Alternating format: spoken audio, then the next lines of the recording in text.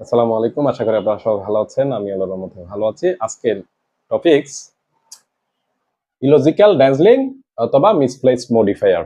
ড্যান্সলিং ঝুলন্ত, এই মডিফায়ারটা having finish the work. Suppose এই মডিফায়ারটা যার সম্পর্কে বলা হচ্ছে এর পরে সে ব্যক্তি বা বস্তু না বসে অন্য কিছু যদি বসে, অন্য কোনো ব্যক্তি বা বস্তু বসলে তাকে বলা হচ্ছে ড্যান্সলিং মডিফায়ার।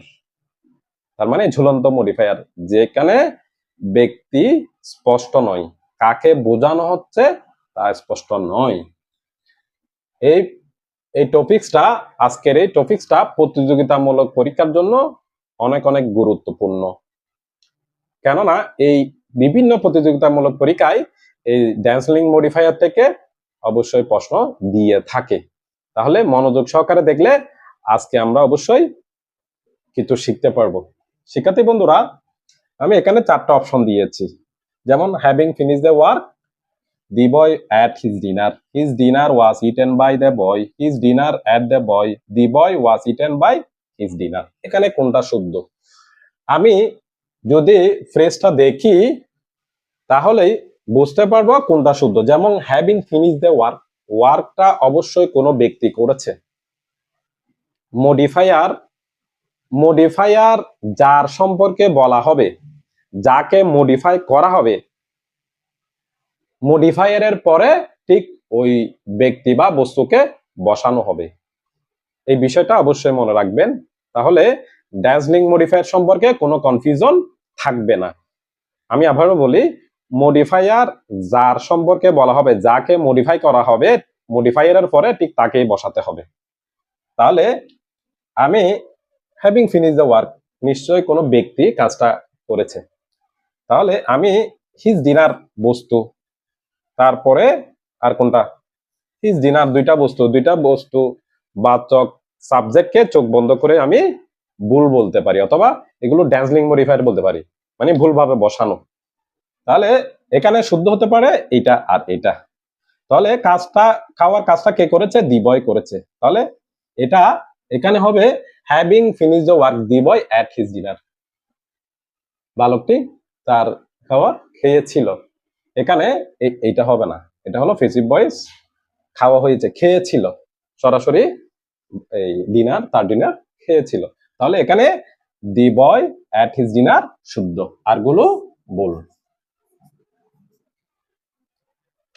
আর একটা সেন্টেন্স এখানে, আর একটা সেন্টেন্স আমি এনেছি যেগুলোতে বিভিন্ন প্রতিযোগিতামূলক পরীক্ষায় ভুল করে। After jumping out of the boat, the shark bit the man. After jumping out the book, the man was beaten by a shark. এখানে কোনটা শুদ্ধ? After jumping out of a boat, jumping এর কাজটা যে করেছে তার, তার মানে মডিফাই যাকে করা হয়েছে, মডিফাই যাকে করেছে তাকেই মডিফায়ারের পরে বসাতে হবে। তাহলে এই জাম্পিং আউট অফ বুট কাকে মডিফাই করেছে? দি শার্ককে না, কারণ জাম্পিং এর কাজকে সম্পাদন করে নিশ্চয়ই কোনো ব্যক্তি। তাহলে চোখ বন্ধ করে এটা কি করা যায়? ভুল বলা যায়। তাহলে জাম্পিং এর কাজটা যে সম্পাদন করবে, মডিফায়ারের পরে ওই ব্যক্তি বা বস্তুকে বসাতে হবে। তাহলে the man was beaten by a shark, ম্যানটিকে, মানুষটাকে বিটেন করা হয়েছিল বাই এ শার্ক, একটা শার্ক দ্বারা। তাহলে এখানে শার্ক হবে না, এখানে হবে দি ম্যান। আবার এই সেন্টেন্সটা আমরা এভাবেও লিখতে পারি, যেমন দেখেন, the man jumping out the book was beaten by a shark, the man was beaten by a shark jumping out the book. এখানে কোনটা শুদ্ধ? সরি, এখানে শুদ্ধ হলো এটা, এটা ভুল। কেন ভুল আমি আপনাকে আপনাদের এক্সপ্লেইন করি। এই the man jumping out the boat was beaten by a shark, ম্যানটি যে জাম্পিং করেছিল আউট দ্য বুট, বুটের বাইরে, ওয়াজ বিটেন কামড় দেওয়া হয়েছিল বাই এ শার্ক, শার্ক দ্বারা। তাহলে এটা শুদ্ধ। কেন শুদ্ধ আমি বলি, the man was beaten by a shark jumping, এখানে শার্ক এটা জাম্পের কাজ করেছে, এই সেন্টেন্স দ্বারা এটা মনে হচ্ছে। তাহলে আমি বলেছি কি, মডিফায়ার যাকে মডিফাই করে তাকেই পাশে বসাইতে হবে। তাহলে এখানে এই জাম্পিংটা তার পাশে না বসার কারণে এটা ভুল। তাহলে কোনটা শুদ্ধ? The man jumping out the boat was beaten by a shark. আশা করি আজকের এই সংক্ষিপ্ত আলোচনার মাধ্যমে আপনারা এই ড্যান্সলিং মডিফায়ার সম্পর্কে মোটামুটি জেনেছেন। ড্যান্সলিং মডিফায়ার সম্পর্কে আশা করি আজকের ক্লাসের পরে আপনাদের আর কনফিউশন থাকার কথা না।